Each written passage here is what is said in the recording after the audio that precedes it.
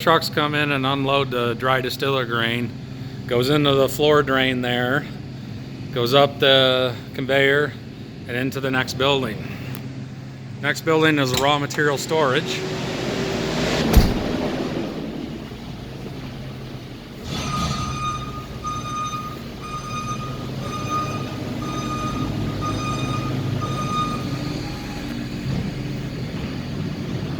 So the raw material comes off these chutes.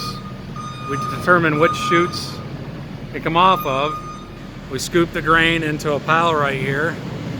Goes into another conveyor in the floor. Right here. And goes up to a surge hopper. That surge hopper gives you so many hours of run time. And it feeds out of the surge hopper on demand to the densifiers, which are in the next building. So what we're doing is we're taking loose grain like this from an ethanol plant that has a very high nutritional value, and we're densifying it by compacting it in a very small footprint where it'll hold together and won't fall apart, so you get the highest nutritional value to the cattle. And this is the only technology in the world that allows you to do that. So now these flex augers here feed the densifiers in the next room. These are the densifiers. Comes over to flex augers, feeds into each hopper. We have 4 lines here. And it goes in.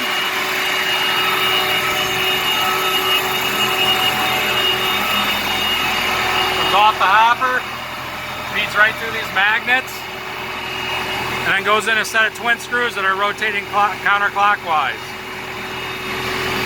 And it goes through and gets compressed and released several hundred times. Turns this grain from a non-compressible state to a compressible state. When it's in a compressible state, it gets squeezed through several orifices in this die right here and goes through these tubes and gets cooled by water circulated on the outside of those tubes all the way to the end of this die.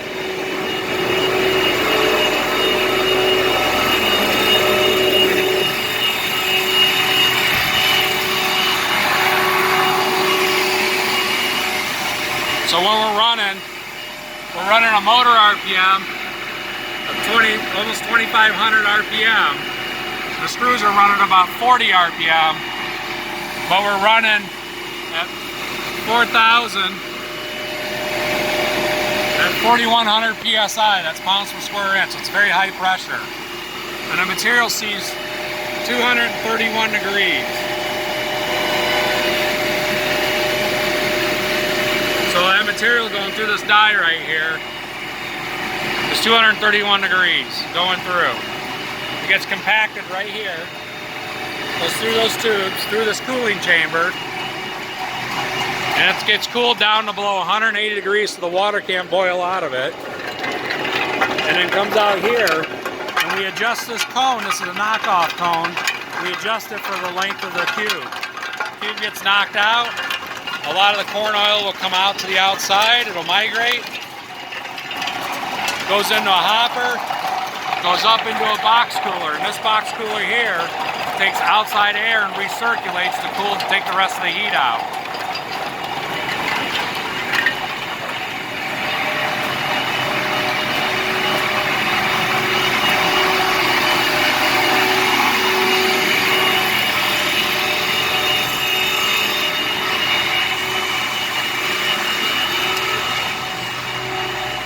This is the electrical room that feeds the lines. This is all the electrical input required. Give you an idea.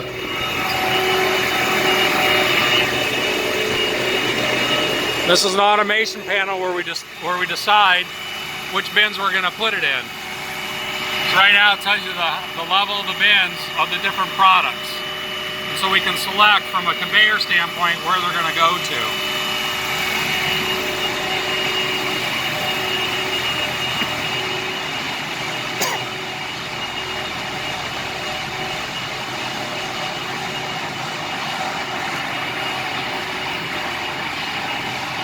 So after coming out of the box cooler, It gets shaken out of here on what we call a shaker table and gets rid of all these tiny little fines right here. And that material gets collected down here and gets recycled back through the system. And then the rest goes down through here, goes up a conveyor, and goes into any one of these bins that we select. And those are holding bins, storage bins.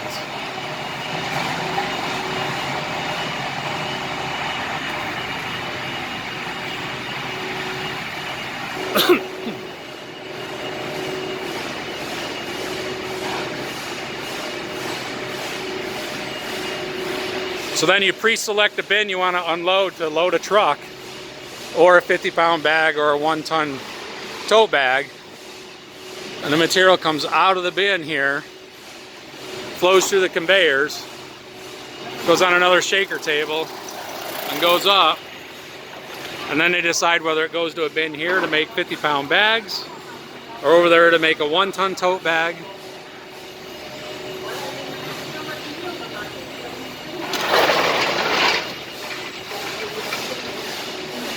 Or it goes in the loadout bay, where they load these 2 bins here, and a truck comes through, and then they do a full loadout.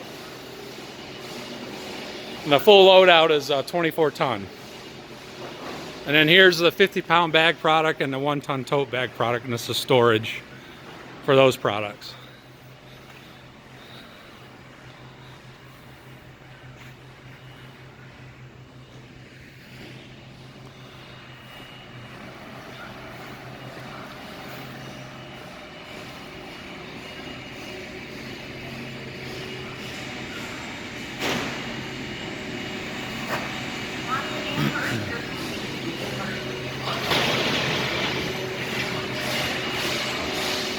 And that completes the tour. And I say hello.